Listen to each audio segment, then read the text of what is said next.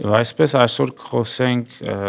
բիզնեսի ֆինանսական հաշվետվությունների մասին, ինչպես խոստացել էի։ Եթե բիզնեսը շահութաբեր է, դեռևս չի նշանակում, որ ունենք փող։ Իսկ եթե ունենք փող, դեռևս չի նշանակում, որ այդ ամեն ինչը կայուն եւ հարատև է։ Ինչ տարածված սխալ կա բիզնեսի սեփականատերերի մոտ։ Երրորդ հաշվետվությունը, որի մասին խոսեցինք, դա դրամական հոսքերի մասին հաշվետվությունն է, որը դեռևս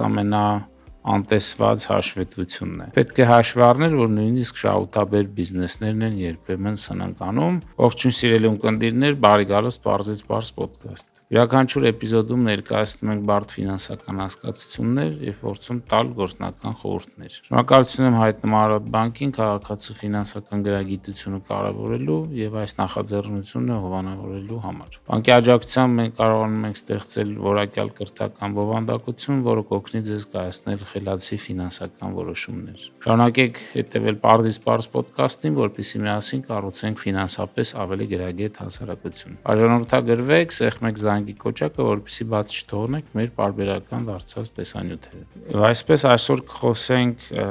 բիզնեսի ֆինանսական հաշվետվությունների մասին, ինչպես խոստացել էի։ Ինչու պետք է բիզնեսի սեփականատերը հասկանա կամ կարդա ֆինանսական հաշվետվությունները, երբ որ ունենք հաշվապահ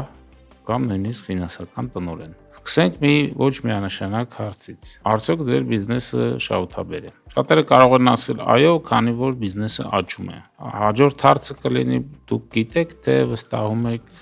ձեր հաշվապահին։ Ինչու՞, որովհետև բիզնեսի աճելը դեռևս չի նշանակում, որ բիզնեսը շահութաբեր է։ Եթե բիզնեսը շահութաբեր է, դեռևս չի նշանակում, որ ունենք փող։ Իսկ եթե ունենք փող, դեռևս չի նշանակում, որ այդ ամեն ինչը կայուն եւ հարատև է։ Այսօրվանից մի քանի էպիզոդներում կդիտարկենք բիզնես ֆինանսներ պարզ լեզվով եւ մեր այս շարքը հետաքրքրի ձեզ, եթե դուք բիզնեսի սեփականատեր եք, պատրաստվում եք սկսել ձեր նախաձեռնությունը, ձեր ստարտափը, ձեր մտքերի իրագործումը։ Ինչ տարածված սխալ կա բիզնեսի սեփականատերերի մոտ։ Նրանք զբաղվում են մարքեթինգով, վաճառքներով, կրեատիվ մասով, որոշակի ինտուիտիվ ընտրությունների հիման վրա, թիմի վրա, բայց հաճախ թվերին չեն նայում, որովհետև իրականում շատ հետաքրքիր չի թվերին նայել, բայց թվերին նայել պարտադիր է, քանի որ հասկանալ, թե ինչպես է զարգանում բիզնեսը, ինչ իրավիճակ ունենք, ինչ հաջողություններ ունենք, բավականին կարևոր է։ Եվ սեփականատիրոջից չի պահանջում ունենալ հաշվապահական գիտելիքներ, խորը ֆինանսական գիտելիքներ, բայց հասկանալ, թե ինչպես են աշխատում ֆինանսները, որ հաշվետվությունների միջոցով ինչ տեղեկատվություն ենք ստանում, բավականին օգտակար է, եթե չասեմ շատ կարևոր է։ Ունենք 3 հիմնական ֆինանսական հաշվետվություններ կամ նույնիսկ կարելի ասել 2 հիմնական ֆինանսական հաշվետվություն եւ դրանցից հաճախ բխող եւս մեկը, որը բավականին կարևոր տեղեկատվություն է փոխանցում։ Առաջի ֆինանսական հաշվետվությունը դա շահույթի եւ վնասի կամ մեկ այլ անվանումով եկամուտների եւ ծախսերի մասին հաշվետվությունն է։ Սույն հաշվետվությունը դատելով իր անվանումից ցույց է տալիս հասույթը կամ եկամուտը, ցույց է տալիս մեր ծախսերը, ինչպես նաեւ շահույթը։ Եվ շահույթը դա ըստ էության եկամուտներից հանած ծախսերն են։ Պարզ պատասխանը, որ տալիս է այս հաշվետվությունը, արդյոք մենք ունենք շահույթ հաշվապահորեն կամ թղթի վրա։ Հաշվետվությունը չի ասում, թե վճարել են արդյոք մեր հաճախորդները, թե որքանով ենք մենք ունակ մարել վարկ եւ արդյոք ունենք բավարար կանխիկ միջոցներ բիզնեսի առօրյա գործունեությունը շարունակելու համար։ Երկրորդ հաշվետվությունը հաշվեկշիռն է, որոշ դեպքերում նաև ասում են ֆինանսական դրության մասին հաշվետվություն։ Հաշվեկշիռը ցույց է տալիս, թե ինչ ներդրումներ ունենք, դրանք անվանում ենք ակտիվներ, ցույց է տալիս, թե ինչ պարտքեր ունենք, որոնց անվանում ենք պարտավորություններ, եւ սովորաբար ակտիվների եւ պարտավորությունների տարբերությունը կազմում է մեր սեփական կապիտալը, այսինքն այն ներդրումը, որ մենք ունենք բիզնեսի մեջ։ Այս հաշվետվությունը պատասխանում այն հարցին, թե որքանով ֆինանսապես ամուր է մեր բիզնեսը։ Հաճախ փոքր միջին բիզնեսի դեպքում, մեկ սեփականատիրոջ դեպքում անձնական եւ բիզնես հոսքերը միախառնվում են եւ դրանց տարանջատելը որոշ դեպքերում դժվար է լինում, դրա համար սեփական բուրդը պետական բուրդին չխառնելու հայտնի ֆիլմի արտահայտությունը շատ կարևոր է, այսինքն բիզնեսի ֆինանսները առանձին վարելը, դրանց հաշվառումը, կառավարումը առանձին իրականացնելը եւ համապատասխանաբար սեփական միջոցները տարանջատելը դրանցից։ Բնականաբար սեփական միջոցները կարող են ներդրվել բիզնեսում եւ բիզնեսը կարող է վճարել շահութաբաժիններ սեփականատիրոջը, բայց այդ գործարքները եւս պետք է հստակ ձևակերպվեն, այլապես խառնաշփոթ կլինի։ Երրորդ հաշվետվությունը, որի մասին խոսեցինք, դա դրամական հոսքերի մասին հաշվետվությունն է, որը թերևս ամենաանտեսված հաշվետվությունն է։ Այս հաշվետվությունը կարելի է կազմել երկու մեթոդով, որոնցից մեկը հիմնված է հենց հաշվեկշռի եւ եկամուտ ծախսերի հաշվետվության տեղեկատվության վրա։ Այս հաշվետվությունը թույլ է տալիս տեսնել, թե որտեղից են գալիս մեր դրամական միջոցները եւ ինչի վրա են դրանք մասնավորապես ծախսվում, ներդրվում։ Հիմնական հարցը, որ պատասխանում է այս հաշվետվությունը, արդյոք կարողանանք մենք գոյատևել որպես բիզնես, այսինքն արդյոք ունենք բավարար դրամական հոսքեր։ Եվ պետք է հաշվի առնել, որ նույնիսկ շահութաբեր բիզնեսներն են երբեմն սնանկանում եւ իրականում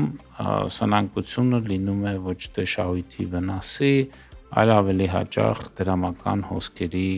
անբավարարության պատճառով։ Դիտարկենք մի պարզ օրինակ, ունենք կահույքի արտադրություն, վաճառել ենք 100 միլիոն դրամի կահույք նախորդ տարի, որի ծախսերը կազմել են 80 միլիոն դրամ եւ համապատասխանաբար ունեցել ենք շահույթ 20 միլիոն դրամ։ Այս ամենը բնականաբար բավականին պարզ թվերով։ Առաջին հայացքից բավականին լավ է, 20%-ի շահութաբերություն ենք ունեցել։ Սակայն այս տեղեկատվությունը չի ցույց տալիս, որ օրինակ դեռևս 50 միլիոն դրամը չենք ստացել մեր հաճախորդներից, քանի որ մի մասը վաճառել ենք հետաձգված վճարումով կամ ապառիկով։ Չի երևում նաև այս տեղեկատվությունից, որ մենք մոտավորապես 30 միլիոն դրամի ներդրում ենք կատարել նոր սարքավորումներ ձեռք բերելու համար, քանի որ բիզնեսը աճել է։ Ինչպես նաև չի երևում, որ այս ընթացքում մենք մարել ենք 15 միլիոն դրամի վարկային պարտավորություն, քանի որ պայմանագրով նշված ժամկետները ունեինք։ Հետևաբար հարց է առաջանում. արդյոք մենք ունենք բավարար փող կամ դրամական միջոցներ, որպեսզի մեզ թույլ տանք վճարել սարքավորումների համար, վարկի համար, ինչպես նաև կուտակել մոտ 50%-ի դեբիտորական պարտք։ Պատասխանը բնականաբար այս դեպքում ոչ։ Ինչու է կարևոր այս ամեն ինչը հասկանալ, քանի որ բիզնեսի աճելու հետ ավելանում է մեր վարկային բեռը, ինչպես վարկի մայր գումարների, այնպես էլ տոկոսագումարների տեսքով, ունենք բավականին խիստ հարկային վարչարարություն եւ բնականաբար պետք է պատշաճ կատարենք մեր հարկային պարտավորությունները։ Բանկերը բավականին խորությամբ դիտարկում են մեր ֆինանսական դրությունը եւ եթե մենք պատրաստվում ենք ներգրավել ներդրողների, նրանք եւս բավականին տիրապետում են թվերին, նույնիսկ եթե մենք չտիրապետենք մեր թվերին։ Մոռացա նշել նաեւ բնականաբար մեր մրցակիցներին, քանի որ մրցակցությունը ստիպում է նայել ոչ միայն սեփական թվերին, այլ նաեւ շուկայում գործող մրցակիցներին եւ մշտապես փորձել գերազանցել մրցակիցներին, այդ թվում ֆինանսական չափանիշներով, գործակիցներով, որոնց մասին կխոսենք հետագայում։ Ամփոփելով նշեմ, որ այսօր սկսեցինք խոսել ֆինանսական հաշվետվությունների մասին, մասնավորապես եկամուտների եւ ծախսերի հաշվետվության մասին, հաշվեկշռի մասին եւ դրամական հոսքերի հաշվետվության մասին, որոնք հետագայում հատ-հատ կքննարկենք ըստ դետալների, կքննարկենք, թե ինչպես են այդ հաշվետվությունները միմյանց հետ փոխկապակցված եւ ինչպիսի ազդանշաններ,